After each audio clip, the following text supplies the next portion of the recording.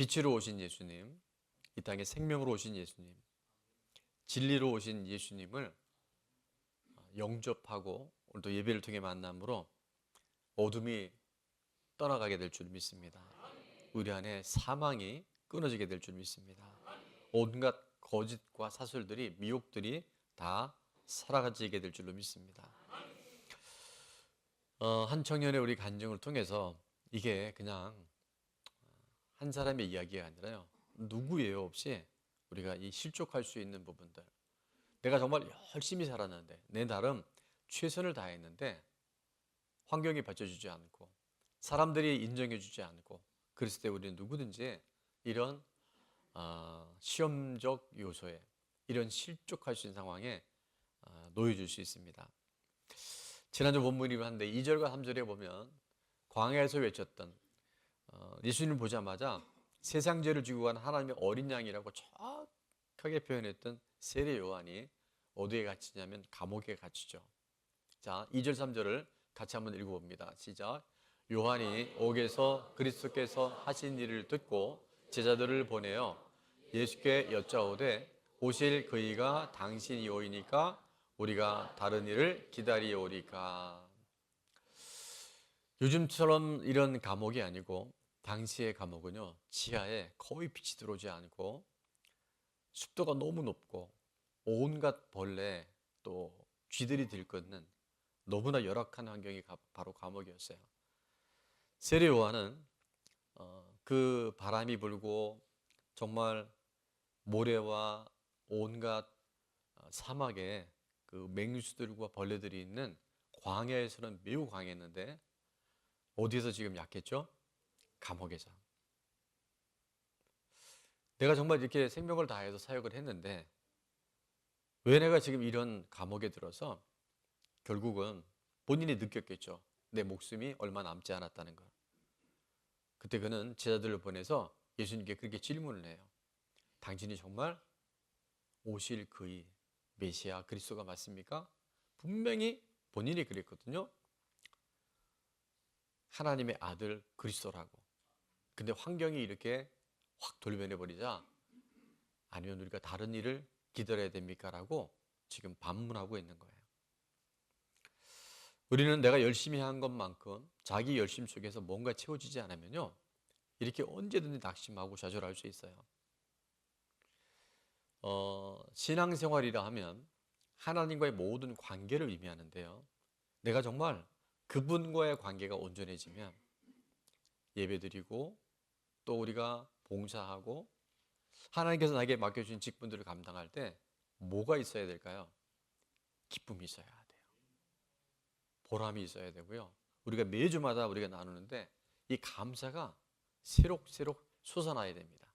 근데 어느 날 나도 모르게 이 보상 심리의 덫에 딱 걸려버리면 내가 이만큼 했기 때문에, 내가 이만큼 헌신하고 수고했기 때문에, 내 나름 자기 열심히 최선을 다했기 때문에 나한테 이런 게 주어져야 돼 라는 그 순간 우리에게 무서운 율법주의가 들어와요. 하나님은 어떻게 나한테 이럴 수 있습니까? 하나님, 내가 이때까지 어떻게 살아왔는지 아시잖아요. 근데 왜 지금 이게 안 받쳐줍니까? 라고 우리는 바로 하나님께 항변하고 원망하고 또 환경에 대해서 불평할 수 있어요.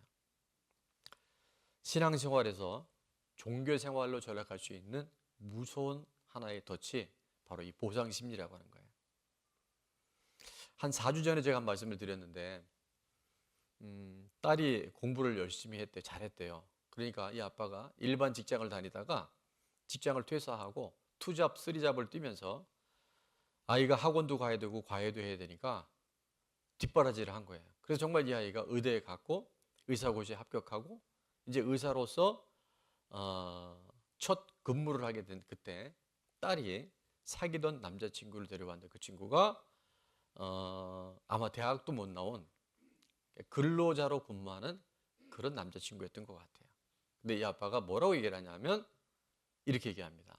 내가 너를 어떻게 키웠는데, 내가 너를 위해서 어떻게 내 삶이 희생되어졌는데 네가 그런 아이하고 결혼하려고 하냐. 틀린 말이 아닐 수는 있는데 여러분 이런 보상 심리 안에 자녀들을 양육하고 관계가 형성이 되면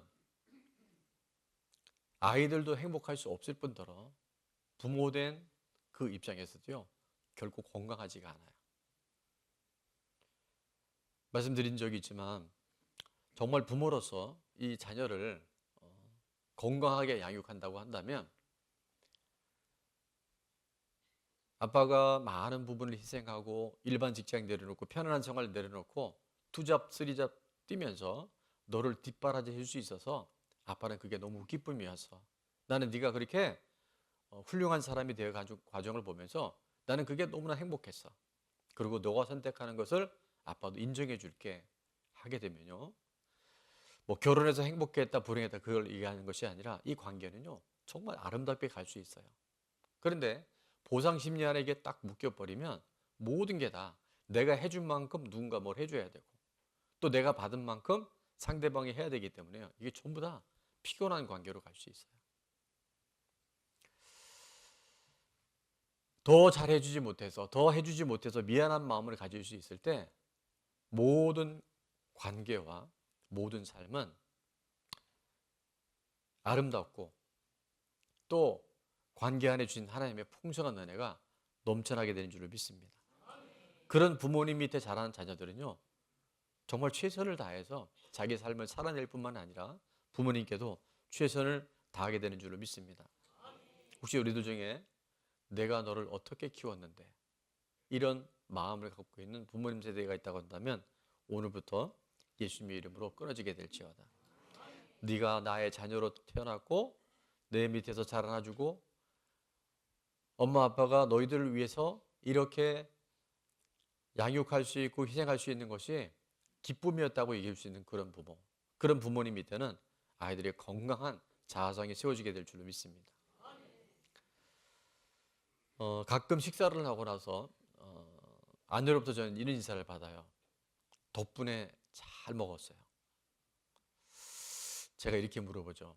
내가 이 인사를 해야 되는데 이 인사를 안 해서 이렇게 인사하라고 혹시 강요하는 거 아니냐고.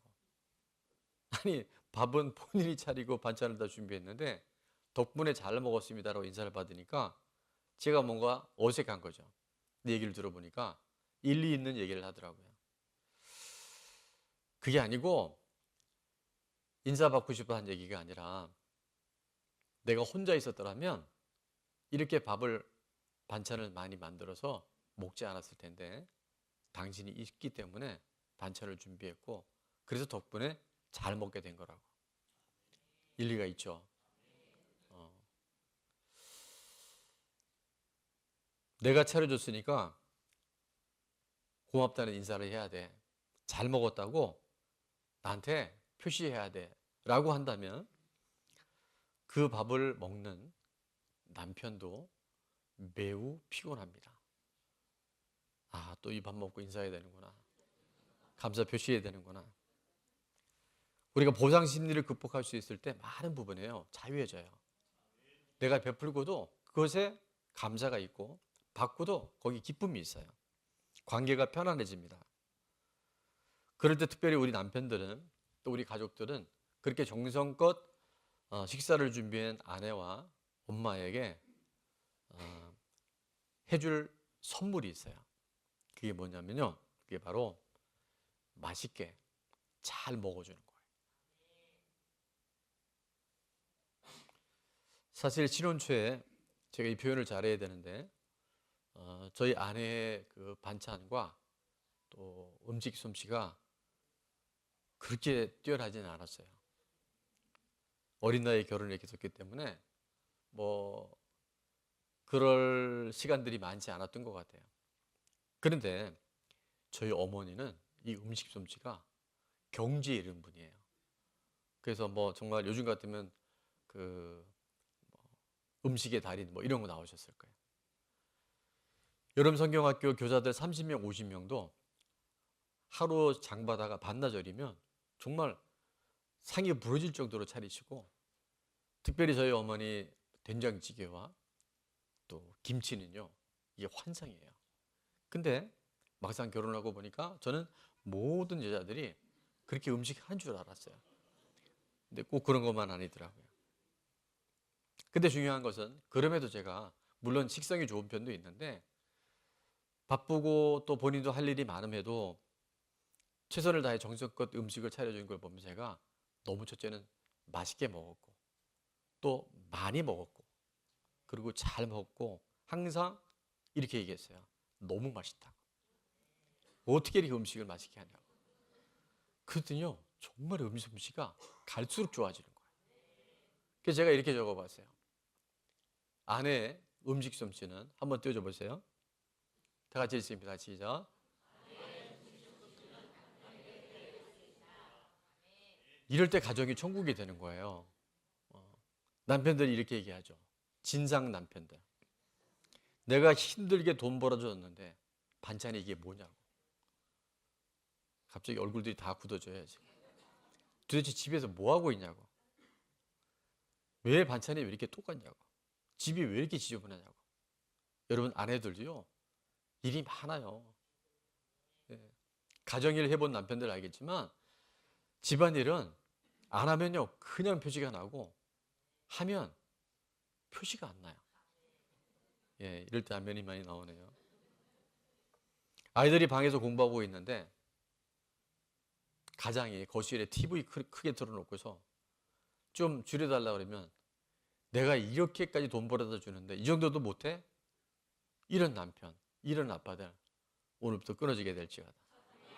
이게 전부 다 보상심리라고는 이상한 거에 덫에 걸려서 가정이 이렇게 힘들 수 있는 거예요.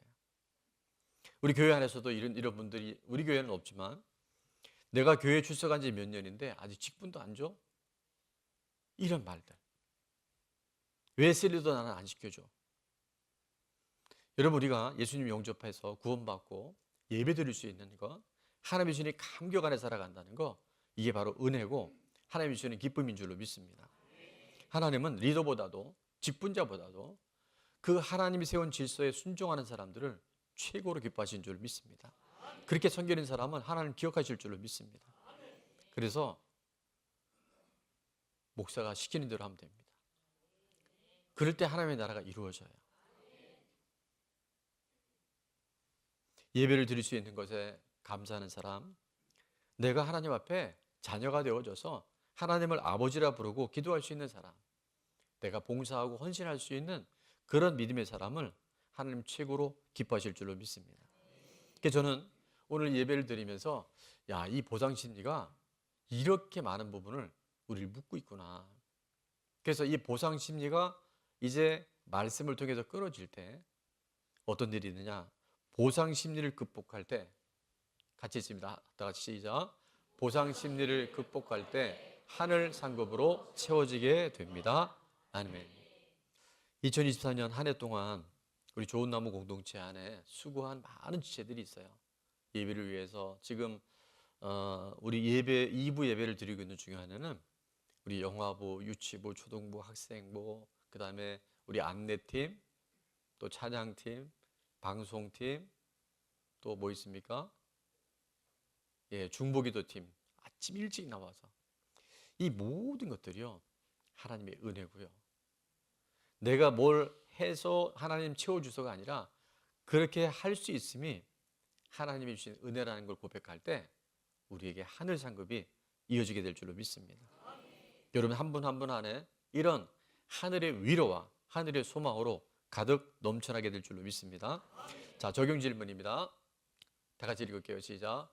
보상 심리를 극복해서 하늘 상급으로 채워져야 할 것은 무엇인가요?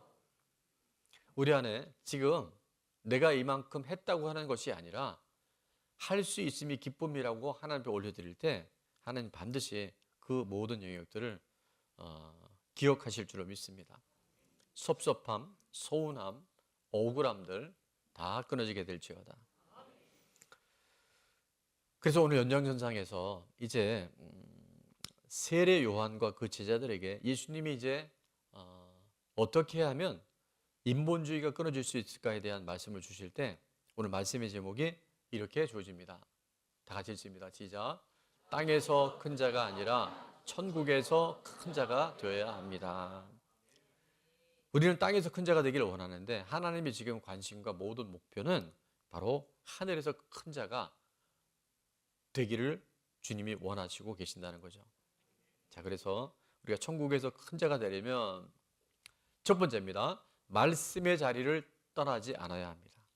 천국에서 큰 자는 결국 말씀에 꼭 붙어 있는 사람이에요. 오늘 7절 말씀해 보니까 뭐로 시작해요? 그들이 떠나매라고 시작해요. 세례 요한의 제자들이 이제 정말 요한이 어떤 사람인가에 대해서 예수님이 설명하시는 그때 그들이 떠납니다. 옆에분에게 이렇게 인사합니다. 떠나지 맙시다. 공동체에 잘 붙어 있읍시다. 믿음이 성장하고 성숙한 사람들 보면요, 변화의 열매를 거두는 사람 보면 떠나지 않는 사람이에요. 어디에? 말씀에, 공동체에 있어야 할 자리에 우리가 떠나지 않는 것이 뿌리를 깊이 내린 나무가 좋은 열매를 맺게 되는 줄을 믿습니다. 너무나 많은 사람들이요, 자기 생각에 따라 둥둥 떠다녀요. 옮겨 다녀요. 오늘은 여기, 내일은 저기. 근데 그러다 보니까 나무는 적어도 유실수는 5년, 7년, 10년이 돼야 열매를 맺는데 삶의 열매를 맺지 못하는 경우가 얼마나 많은지 몰라요. 인생은 광야입니다. 광야는요, 내 힘으로 살 수 없어요. 광야는 주님의 손 놓고는 한순간도 살 수 없는 것이 바로 광야예요. 사나운 맹수와 모래바람과 낮에는 너무나 온도가 올라가서 40도, 50도까지 가고요. 밤이 되고 저녁이 되면 0도에 가까운. 그래서 그 날씨에 사람들이 얼어 죽기도 해요. 철저히 하나님의 도우심 없이는 살아갈 수 없는 것이 바로 광야인데, 그 광야에는 꼭 말씀과 함께, 말씀이신 하나님과 함께 갈 때 그것이 안전하고 주님이 우리를 지키시고 보호하시는 줄을 믿습니다. 이번 미국 대통령 선거에 트럼프 대통령이 당선이 됐는데, 트럼프가 대통령이 당선되는 중에 가장 1등 공신 중에 한 사람이 이분이었어요. 여러분 이름 많이 들어봤을 겁니다. 전기 자동차의 회사 테슬라라고 하는 회사의 최고 경영자 일론 머스크. 예, 마스크가 아니고 머스크예요. 예. 일론 머스크가 이번 대선에 트럼프 캠프에 선거 자금을 지원을 했는데 2억 7,700만 달러를 후원했다고 그래요. 그거를 하나로 환산해 보니까 약 4천억 원이라고 합니다. 엄청나죠? 4천억.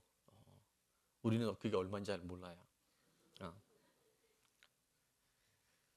신문의 기사 제목이 어떻게 났냐면 트럼프에 투자한 일론 머스크 733배 잭팟 이렇게 났어요.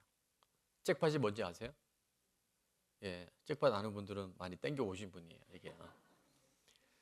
자, 일론 머스크에 4천억 정도를 후원하고 투자를 했는데 트럼프가 대통령이 된 이후에 머스크가 갖고 있는 주식이 73.5%가 주가가 올라갔고요.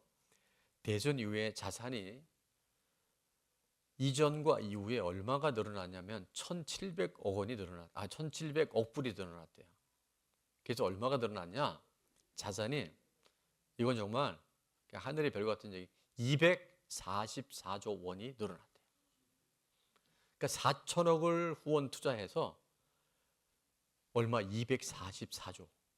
그래서 733배 잭팟이라는 얘기가 나온 거예요. 일개 임기 몇 년에 불과한 대통령에게만 투자를 잘해야 돼요. 그게 붙어 있으면요, 수백억을 이렇게 돈으로도 벌 수 있는데 우리가 하나님께 붙어 있으면, 우리가 말씀 하나님에 머물러 있으면요, 그게 몇 조만 되겠습니까? 그게 700배만 되겠습니까? 7,000배, 7만 배, 무한대 하나님의 역사들이 보이는 세계뿐만이 아니라 영원한 보이지 않는 세계에 하나님의 그 일들을 우리 가운데 이루어 주실 줄로 믿습니다. 우리가 이 눈이 띄어지지 않으면 자꾸 옮겨 다니는 거예요. 내 생각대로 가는 거예요. 내 느낌 따라 가는 거예요. 세상 따라 가는 거예요. 이제는 어떤 상황 가운데서도 말씀 떠나지 않고 예수님께 꼭 붙어 있는 저와 여러분 될 수 있기를 축원합니다.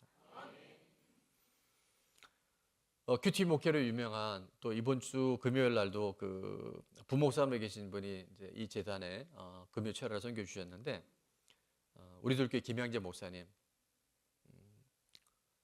홀로 35세의 과부가 되어져서 큐티 목회를 시작했는데 이분이 지금요 불과 한 20여 년 만에 출석 교인이 2만 명이 넘어요. 그리고 이분의 저서나 방송은 지금 역대급의 영향력을 주고 있어요. 근데 이 김양재 목사님이 어떻게 이렇게 훌륭한 사역자가 됐냐면 서울대 피아노과를 나와서 대학원 나와서 이제 본인은 교수가 되고 싶었는데 중매가 어디 들어왔냐면 큰 기업의 회장 아들이고 또 의사고 결혼하기 전에 그 남편이 그렇게 약속을 했대요.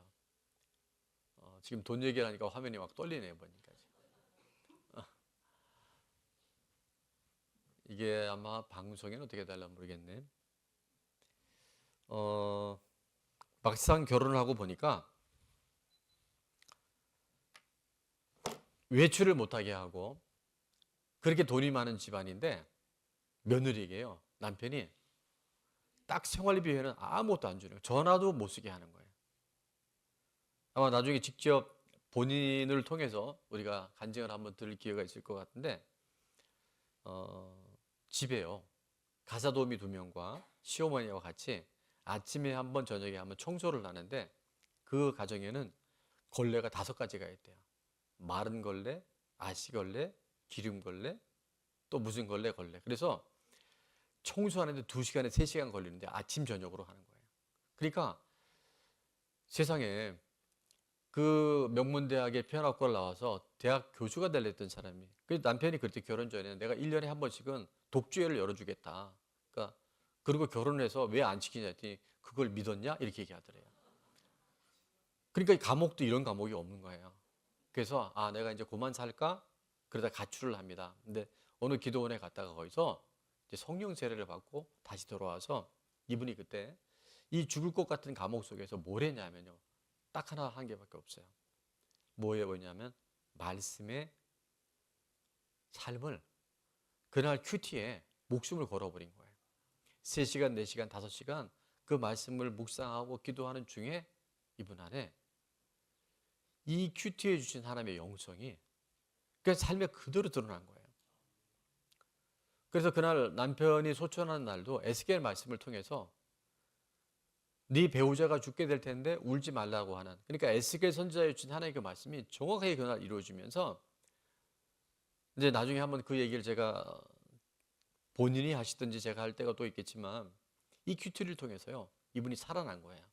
그리고 정말 이제 더 이상 살지 않겠다. 뭐 이혼하려는 가정, 자살하려는 가정, 삶을 모든 것을 포기한 사람들이 살아난 역사가 그 극단적인 상황 가운데 말씀에 붙들려 있고 말씀에 산 한 여인을 통해서 지금 살아내고 살리는 역사들로 이어지게 되는 줄로 믿습니다.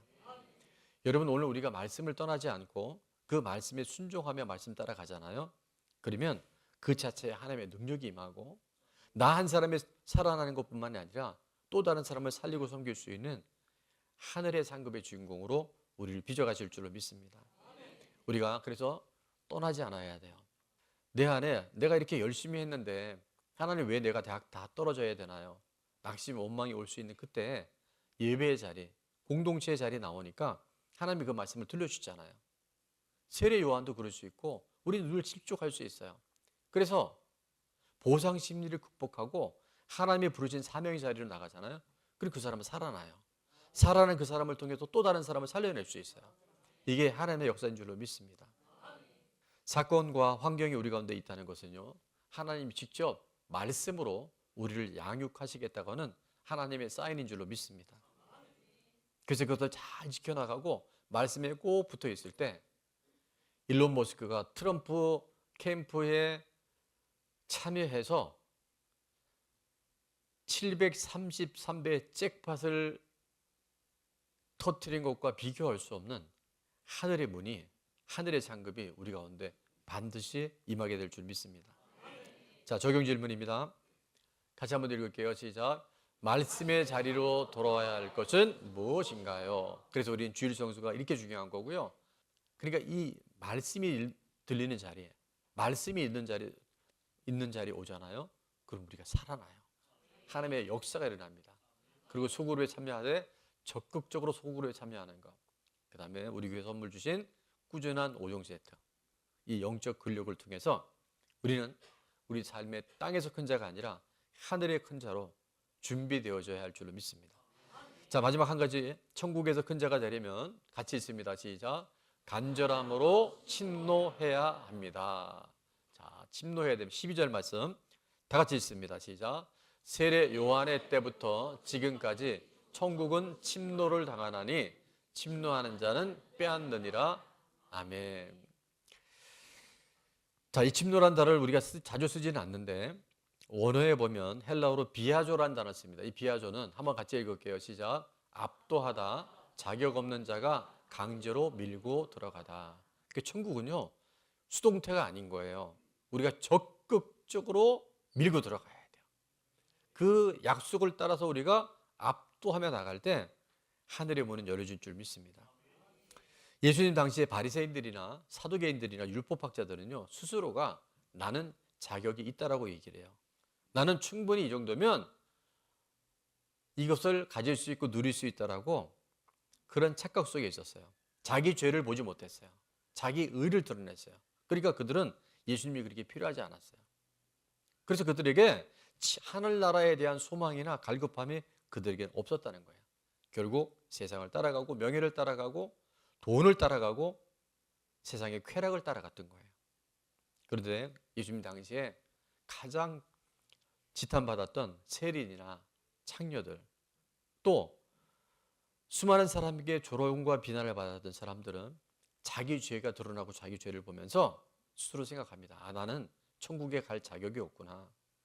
나는 하나님의 자녀가 될 수 있는 조건이 안 되는구나 하는 것을 스스로 깨닫고 자기의 그 겸손함을 통해서 주님 앞에 나오기 시작해요. 그런 사람들은 말씀이 들리고 공동체 안에 주시는 하나님의 은혜를 그들은 사모하게 되는 줄을 믿습니다. 그래서 이 절박함이 있다는 거 있죠.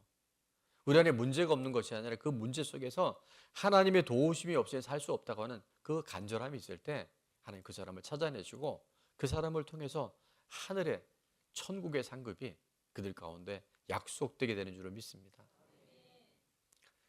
주님 없이는 살 소망이 없는 그 한 사람들을 찾아내서 하나님 지금도 천국을 약속해 주셔요. 시편 107편 9절은 이렇게 말씀합니다. 같이 한번 읽을게요. 시작. 그가 사모하는 영혼에게 만족을 주시며 줄인 영혼에게 좋은 것으로 채워 주심이로다. 아멘. 그래서 우리 안에요, 이 사모함과 이 간절함이 얼마나 중요한지 몰라요. 이 절박함이 하나님의 은혜고 능력인 줄 믿습니다.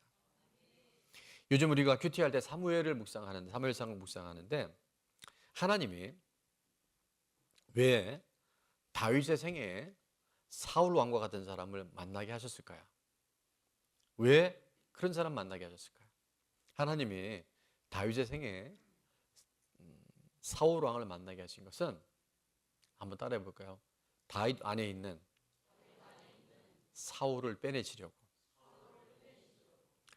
다윗 안에요, 살과 같은 요소가 너무 많은 거예요. 명욕이 있고요, 음란하고요. 블레셋 땅에 들어갔다가 살만하니까 노략질하고 거짓말하고 지금 본문에 계속 나오잖아요. 여러분, 그 사울이 있기 때문에 다윗은 사울적 요소를 지금 하나님께서 점점 제거하고 계신 거예요. 그 사울이 얼마나 다윗에게 중요한지 몰라요. 근데 우리는 사울만 없었으면 좋겠어. 내 인생에 사울과 같은 사람만 없어지면 나는 정말 잘 될 것 같아. 근데 그게 바로 착각이라는 거예요. 자, 그래서 제가 뭐라고 적어봤냐면, 한번 같이 읽을까요? 시작. 사울이 다윗 쫓기를 그치자 다윗은 세상을 쫓았더라. 여러분, 이게 무슨 말인지 아시겠어요? 사울이 더 이상 블레셋 땅으로 들어가서 이제 다윗을 죽일 수 없는 상황이 되니까 포기하고 고국으로 돌아가 버렸어요. 그러니까 이제 사울이 안 쫓아와. 그 다윗이 어떻게 돼요? 세상을 쫓아가는 거예요. 자기 욕망을 따라가는 거예요. 그래서 우리에게 이런 절박함과 사울이 있다는 것은 하나님이 우리를 저주하시는 것이 아니라, 하나님은 우리를 고통스럽게 하는 게 아니라 그 사업을 통해서 하나님은 세상이 아니라 하나님을 쫓아가게끔 하나님의 나라를 잘 준비하는, 그리고 위대한 다윗 왕을 준비시키시는 하나님의 훈련이고 과정인 줄을 믿습니다. 그래서 금요철야 때 그 이덕주 목사님의 간증을 많은 분들이 한 200명 오셔 같이 들었는데, 이분이 12살 때 아버지가 자살해 돌아가시고요. 정말 그 청소년 유소년 시기에 참 힘든 시간을 많이 보냈더라고요. 그리고 사업을 하다가 또 문제가 돼서 중국으로 도망갔어요. 예배를 드려 예배인 게 아니라 피신처를 찾다 보니까 그 중국 어느 공간에서 예배를 드린 중에 찬양을 반복해서 드리면서 하나님의 사랑이 영원히 함께하리, 이 찬양을 부르는데 갑자기 눈물샘이 터지면서 거기서 예수님을 만나고, 뭐 얼핏 봐도 8개인가 9가지 직업을 갖고 생활을 했는데, 또 후에는 이제 부름을 받아서 단독 목회를 했는데 이게 다 망한 거예요. 그래서 정말 가정도 너무 많이 피폐해지고, 3남매 아이들도 정말 아버지를 깡패 새끼라고 욕하면서 뭐 그런 정말 막장 드라마 같은 그 인생을 살아가는 중에 이분이